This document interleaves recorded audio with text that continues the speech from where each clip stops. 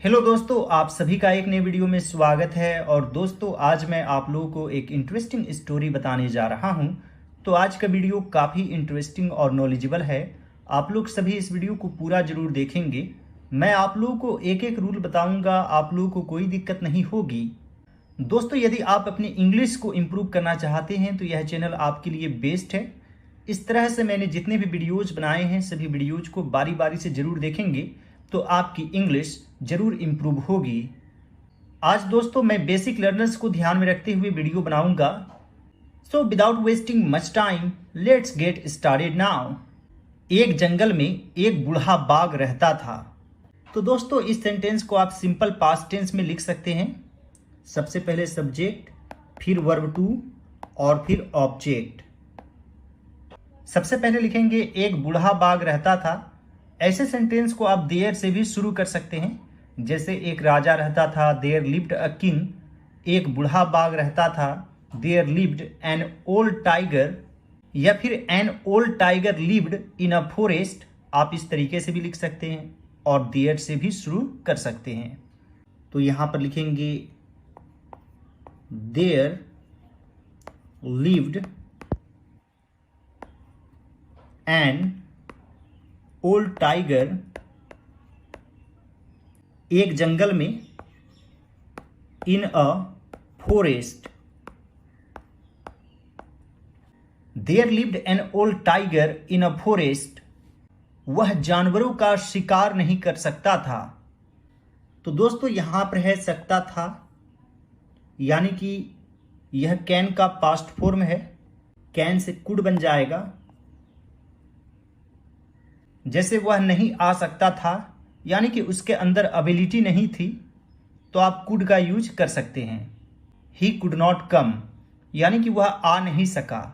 और दोस्तों, सकता था के लिए कभी कभी हम लोग कुड हैव का भी यूज करते हैं। Could have plus verb three, यानी कि आपके अंदर क्षमता थी लेकिन फिर भी आपने वो काम नहीं किया। जैसे आप आ सकते थे लेकिन आप आए नहीं, तब आप बोलेंगे यू कुड हैव कम। वह परीक्षा पास कर सकता था लेकिन किया नहीं। He could have passed the exam. वैसे सेंटेंस में आपको could have plus verb three use करना है। लेकिन यहां पर एबिलिटी ही नहीं है क्योंकि वह बूढ़ा हो गया है, तो यहां पर कुड यूज कर सकते हैं। शिकार करना यानी कि हंट, तो यहां पर लिखेंगे। वैसे तो जानवरों के लिए ईट का यूज करते हैं। स्टोरी में आप ही का भी यूज कर सकते हैं। He could not Hunt animals. He could not Hunt animals. शिकार मिलना मुश्किल हो रहा था। तो दोस्तों, यह पास्ट कंटिन्यूअस टेंस में है। जैसे मान लीजिए अंधेरा हो रहा था, तो आप क्या लिखेंगे? It was getting dark. उसी प्रकार शिकार करना मुश्किल हो रहा था। It was becoming difficult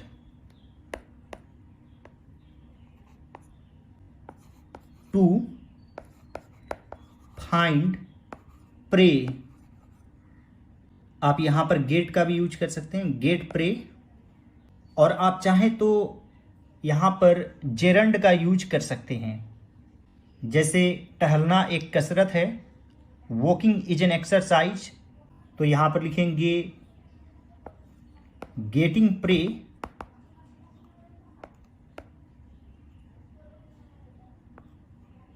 was very difficult। इस तरीके से भी आप लिख सकते हैं। It was becoming difficult to find prey। उसने सोचा जब तक मुझे कोई तरकीब नहीं मिल जाती मैं भूख से मर जाऊंगा।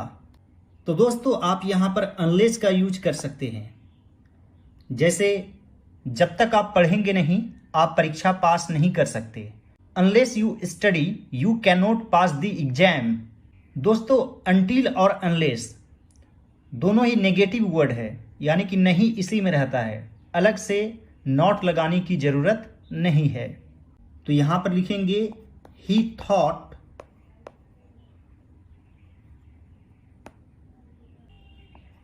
unless I find some trick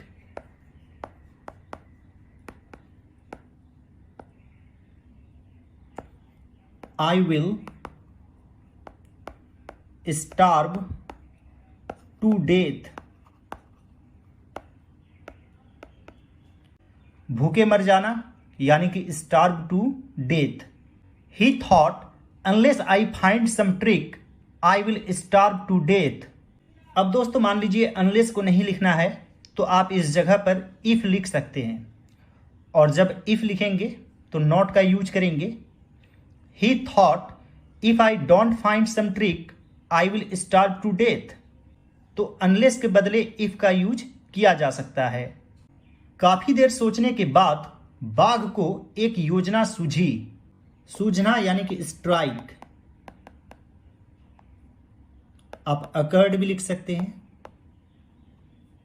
अकर से बनता है। An idea occurred into my mind.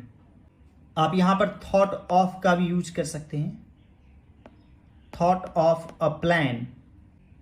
काफी देर सोचने के बाद, after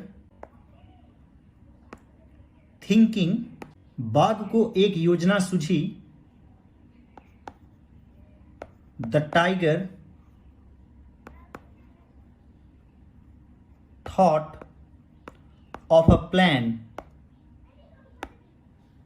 after thinking for a long time the tiger thought of a plan. आप यहां पर शॉर्ट में लिख सकते हैं, after long thoughts the tiger struck upon a plan. आप ये भी यूज कर सकते हैं, स्ट्रक अपॉन अ प्लान यानी कि योजना सूझी। वह कहने लगा, ही began to keep on saying।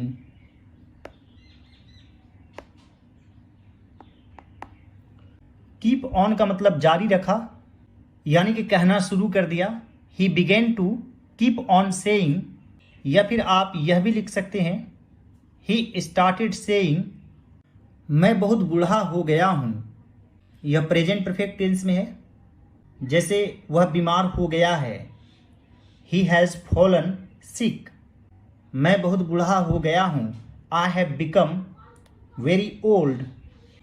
I have become very old। मैं शाकाहारी बन गया हूं।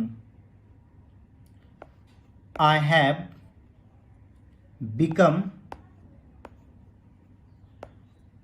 a vegetarian।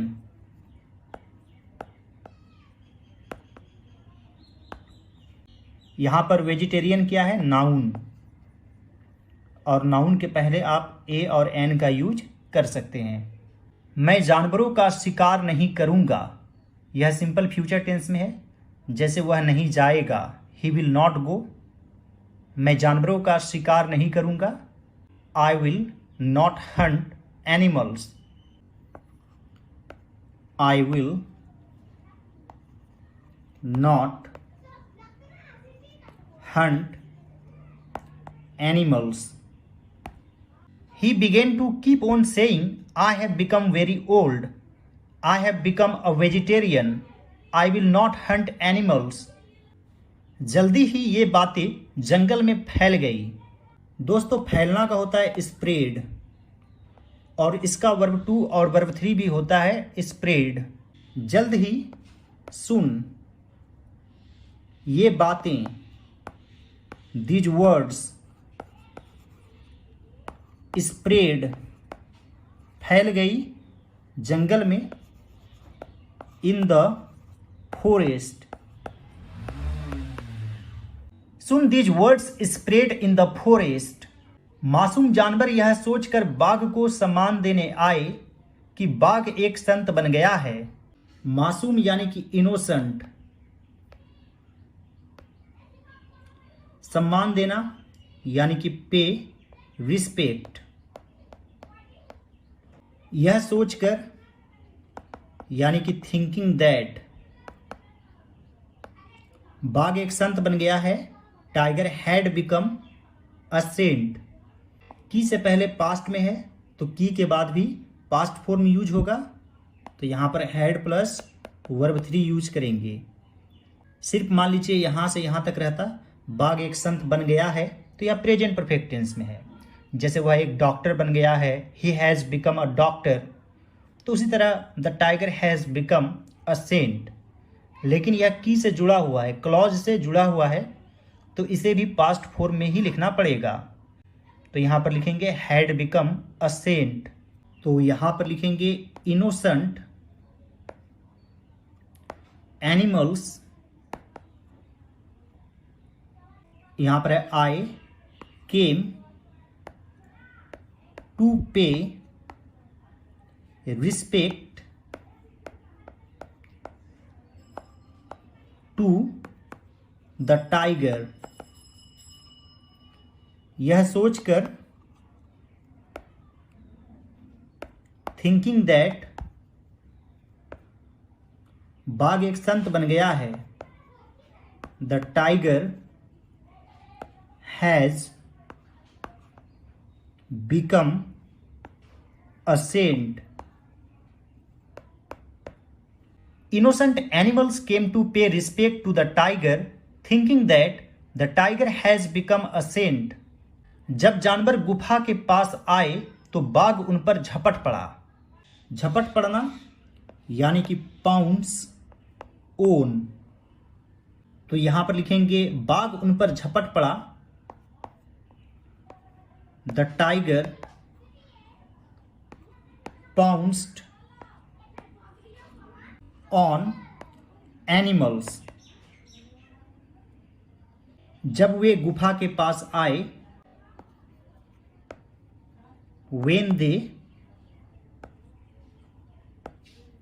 came to his cave, यानी कि उसके गुफा के पास।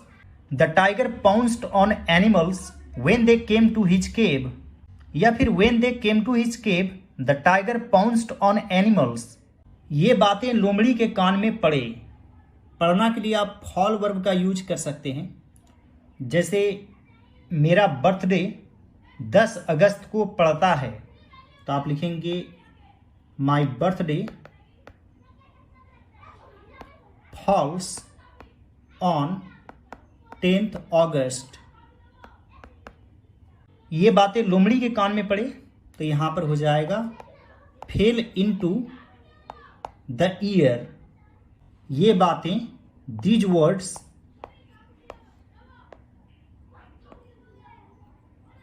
Fail into the ears of a fox. These words fell into the ears of a fox. लोमड़ी चुपचाप बाघ की गुफा के पास पहुंची। चुपचाप यानी कि स्टेल्थली। आप साइलेंटली भी लिख सकते हैं। स्टेल्थली का अर्थ हुआ धीमे धीमे कदमों से पहुंचना, यानी कि अप्रोच। तो यहां पर लिखेंगे स्टेल्थली द फॉक्स अप्रोच्ड, बाघ की गुफा के पास, the tiger's cave. Stealthily the fox approached the tiger's cave. उसने जानवरों के पैरों के निशानों को सूक्ष्मता और सावधानी से जांच की। सूक्ष्मता यानी कि माइन्यूटली, इसे माइन्यूटली पढ़ना है। माइन्यूट से बनता है, और मिनट और माइन्यूट स्पेलिंग सेम होती है, प्रोनाउंसिएशन अलग अलग होता है। जैसे 5 मिनट्स 10 मिनट्स बोलते हैं, और यहाँ पर माइन्यूट बोलेंगे यानी सूक्ष्म। सावधानी, केयरफुली, जांच करना यानी कि एग्जामिन, तो यहां पर लिखेंगे see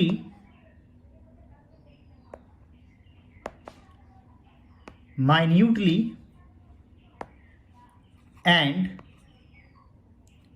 carefully examined the footprints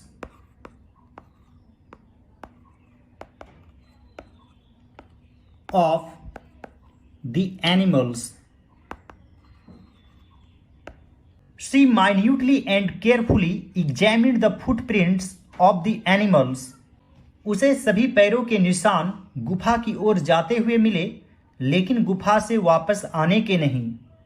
मिले यानी कि फाउंड, तो यहां पर लिखेंगे she found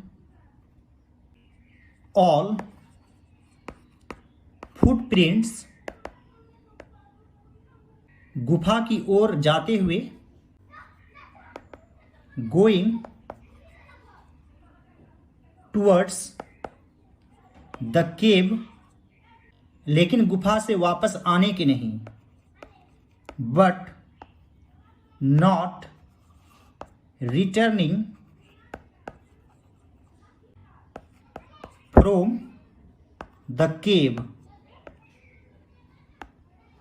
She found all footprints going towards the cave but not returning from the cave. उसने जंगल के सभी जानवरों को बताया बाघ एक धोखेबाज है, गुफा में मत जाओ। तो यहां पर लिखेंगे She told animals, बाघ एक धोखेबाज है, the tiger is a cheat या ट्रिकस्टर। गुफा में मत जाओ,